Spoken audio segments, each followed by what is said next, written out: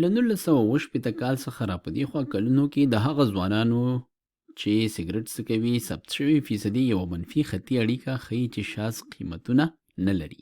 په اوسط ډول دغه فیصدي 0.5% هر کال کمیږي. لاندې کوم یو ګراف له پورتنۍ تشریح څخه سره ښه جوړیږي.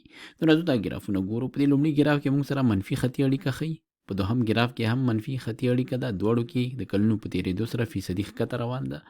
دریم ګراف کې هم منفي خطي اړیکه ښکاره کیږي، خو دلته موږ سره یو شاز قیمت هم شته دی. څلورم ته راځو، څلورم موږ ته مثبته خطي اړیکه ښیي. نو وایو چې څلورم ځواب خو سم نه دی، ځکه دلته موږ ته منفي خطي اړیکه ښودل شوې ده. دریم ته راځو، دې نه کولی شو موږ یو مایل خط تیر کو، د دې خطي میلان لاسته راوړو، خو دلته موږ سره چې دی شاز قیمت دی او موږ ته ویلي وو چې شاز قیمت په دې کې نشته.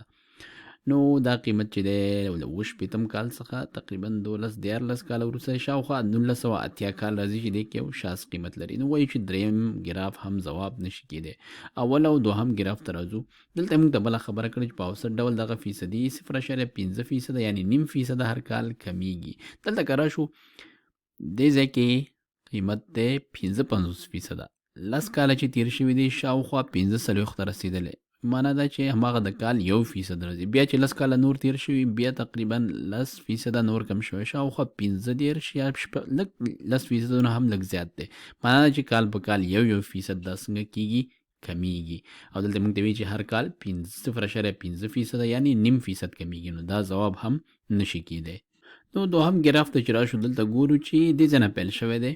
دلته قیمت د شاوخوا 42 10 کاله چې تیر شوي دي د دې قیمت فیصدي څومره ته رسېدلې ده. دلته ښکاري چې شاوخوا 30% ته رسېدلې، معنا په 10 کلو کې څومره فیصد کموالی راغلی؟ 5%. معنا په هر کال کې نیم فیصد کم راغلی، کوم چې همدې تشریح سره سم ښکاري.